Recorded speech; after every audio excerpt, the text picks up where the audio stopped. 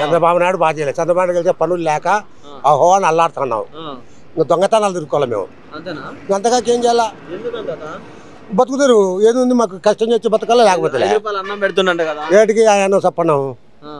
అదే ఎవరు తింటారు కదా, ఎవరికి అది కిలో నిలబడి తుప్పలు పడే బదులు 5 రూపాయల భూమిని ఇదంతా కిలో పెడాలనుకునేవాడా? ఊరికే అప్పుడే పోతా పెడతారా? ఎవ్వరు ఏం లేదు నాయన, మా తిప్పలు మా కష్టాలు తిప్పలు అహోగతులు. జగన్ ఉన్నప్పుడు అన్ని పథకాలు పడాయి కదా నెలకింతని, సంవత్సరం ఏం పథకాలు పడినాయి? అది 45 ఏళ్ళది పడింది, అది పడిన వాళ్ళకి పడినాయి, పడని వాళ్ళకి పడలే. ఇక అందరికి పడినాయా? ఇంటింటికి వచ్చిన వాళ్ళకి ఎవరికి పడలే. ఎన్నో మా తిక్కోని పిల్లలు తిన్నోడు బుద్ధివంతుడు, అంతే, ఏం లేదు. ఇంకా చంద్రబాబు గెలిచినామంటే ఇప్పుడు 8 నెలలు 9 నెలలు పనులు లేక వాళ్ళతో అలాడుతున్నాం. ఇంకంతే, ఏం లేదు. ఇది లేవు.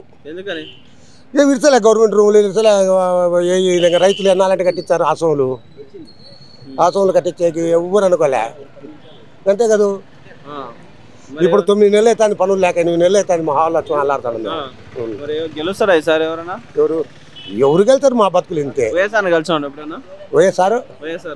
వైఎస్ఆర్ గెలుతారు, ఎవరు గెలుతారో దేవునికే తెలియదు.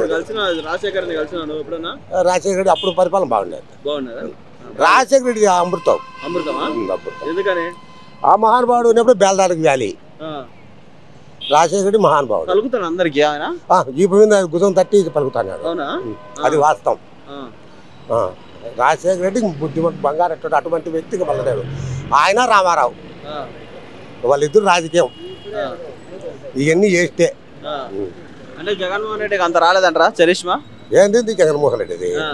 వాళ్ళని కొట్టడం, ఇళ్ళని తిట్టడం, వాళ్ళని అనడం, ఇదే జగన్మోహన్ రెడ్డి. ఇంకంత తప్ప జగన్మోహన్ రెడ్డి వాళ్ళ రాజకీయ రద్దు కోసమే. ఇంకంత బీదోళ్ళను సాయం చేసేవాడు ఎవరు లేరు. ఇంక ఈ శంశాగాలు అంటావా, దోచుకుని తినే నా కొడుకులే అడ్డం పెట్టుకోని. చంద్రబాబు అంతే, జగన్ అంతే. వాళ్ళకి బీదోళ్ళ సాయం చేస్తాం అనేది లేదు.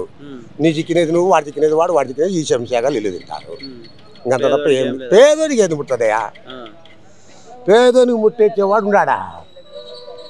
ఏది ముట్టవు పేదోనికి, దేవునికి తెలియాలగా.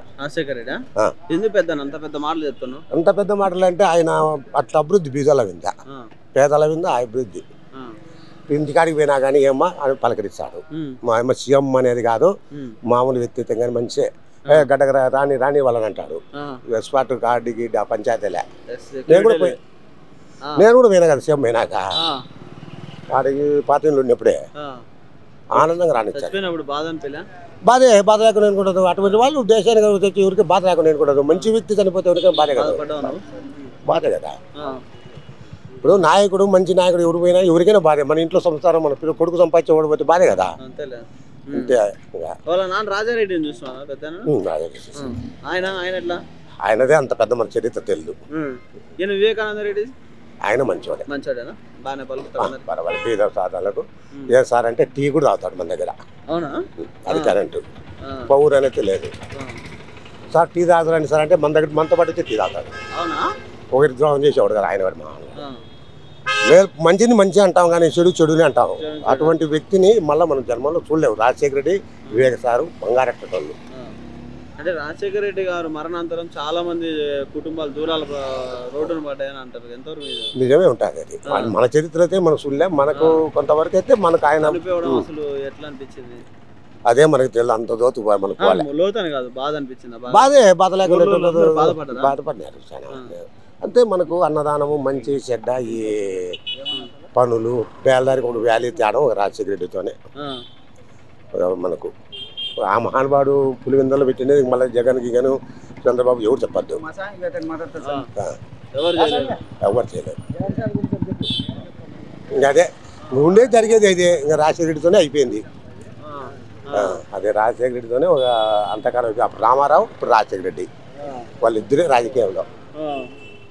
ఇవన్నీ వేస్ట్, ఊరు చెప్పినా వేస్తే చెప్పుకోకుండా వేస్తే ఇంకంతే. ఆపలకు చేయలేరు, చేయబోలేరు కూడా ముఖ్యమంత్రులు. అటువంటి ముఖ్యమంత్రులు పుడతారో పుట్టారో.